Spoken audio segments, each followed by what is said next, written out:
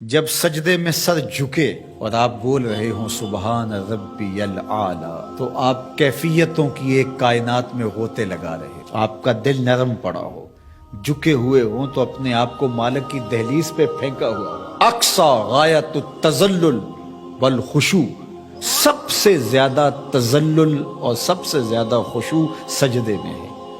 اور حضرت شیخ احمد مجدد الفسانی علیہ رحمہ فرماتے ہیں بندے کو سب سے زیادہ قربت سجدے میں نصیب ہو۔ حضرت شیخ عبد القادر جیلانی علیہ رحمہ والرضوان آپ فرماتے ہیں کہ تصوف میں سب سے بڑھ کر مقام جو بندے کو نصیب ہوتا ہے وہ مقام ابدیت ہے، اور اس کی انتہا سجدہ ہے۔ تو بندگی کے اندر جو نور رکھا گیا ہے، تضرع کے اندر، عجز کے اندر، انکساری کے اندر، نہاد شاخ پر میوہ سر بر زمین، جس شاخ پر پھل لگتا ہے وہ اپنا سر جھکا لیتی، اکڑی ہوئی شاخ پھلدار نہیں ہوتی۔ ایمان کا ثمرہ یہ ہے کہ جب بندہ اللہ کے حضور جاتا ہے تو اس کی طبیعت میں تضرع پیدا ہوتا ہے، رقت پیدا ہو جاتی ہے، نرمی پیدا ہو جاتی ہے، اس لیے اس کو رب کے ہونے کا یقین ہوتا ہے۔ یار دل والا کوئی بندہ ہو تو مرشد کے سامنے جا کے دل پہ قابو نہیں رہتا،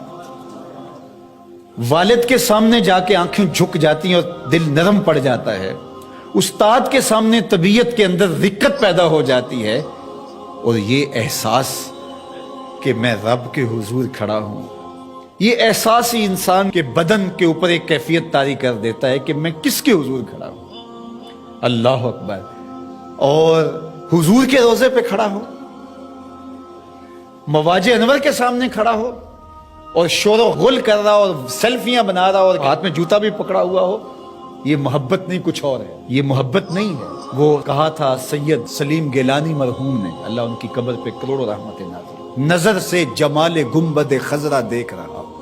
اگر آپ کو شعر کا ذوق ہو، چونکہ یہ نعت خوان جو ہیں اب تو نعت خون بن گئے ہیں، جس طرح یہ نعت کا خون کر رہے ہیں، اور پھر شعراء نے جو معیار نیچے کر دیا ہے نعت کا، استغفر اللہ، جس طرح کے بازاری لفظ نعت میں مندرج کیے جا رہے ہیں۔ نعت کہنا کوئی عام سا کام ہے؟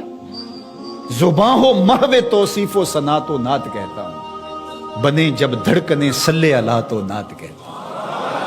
نعت کوئی معمولی چیز ہے؟ یہ حضور کی بارگاہ میں دست بستہ حاضری کا نام ہے، یہ ادب سے حضور کی بارگاہ میں پیش ہونے کا نام ہے۔ لے سانس بھی آہستہ کے دربار نبی، یہ حضور کی بارگاہ ہے۔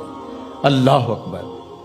تو اب سنیے ذرا، نظر سے جمال گنبد خضرا دیکھ رہا، نظر سے جمال گنبد خضرا دیکھ رہا ہوں، میں کون ہوں کیا دیکھ رہا ہوں۔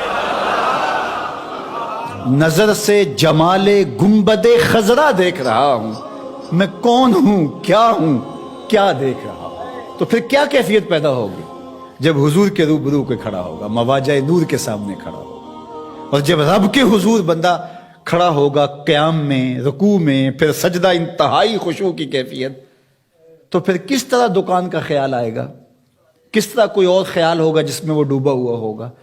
تو اگر یہ سب کچھ پھر بھی چل رہا ہے، کعبۃ اللہ کے سامنے کھڑے ہو کے بھی یہ سب کچھ چل رہا ہے، جس طرح گھر کی دیوار دیکھی ایسے کعبۃ اللہ کی دیوار دیکھی، کوئی فرق نہیں پڑا، تو پھر اس کا مطلب حلاوت ایمان نہیں ہے، تو وہ پھر پیدا کرنا پڑے گی۔ وہ حلاوت ایمان کا نتیجہ ہے کہ یہ چیزیں نصیب ہوتی ہیں۔ اس کا پھر عملی نتیجہ جو ثمرہ ہے وہ ملتا ہے کہ اللہ کی حلال کردہ چیز کو وہ حلال سمجھے گا، اور اللہ کی حرام کردہ چیز کے قریب جا ہی نہیں سکتا، اس لیے کہ رب کی ناراضگی کا سبب ہوگا۔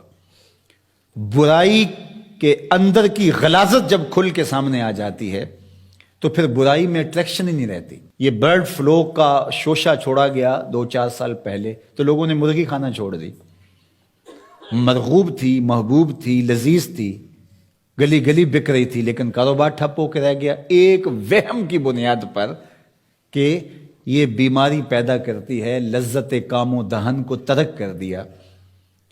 تو جب یہ یقین ہو کہ میرے رب نے اس چیز سے منع کیا ہے تو اس کے اندر اللہ کی ناراضگی ہے، اس میں شر چھپی ہے، اس میں زہر ہے، تو کس طرح اس گناہ کی طرف بندہ بڑھ سکتا ہے؟ کبھی ہو ہی نہیں سکتا۔ لیکن یہ ثمرہ ہے ایمان کا جب حلاوت ایمان نصیب ہو جائے۔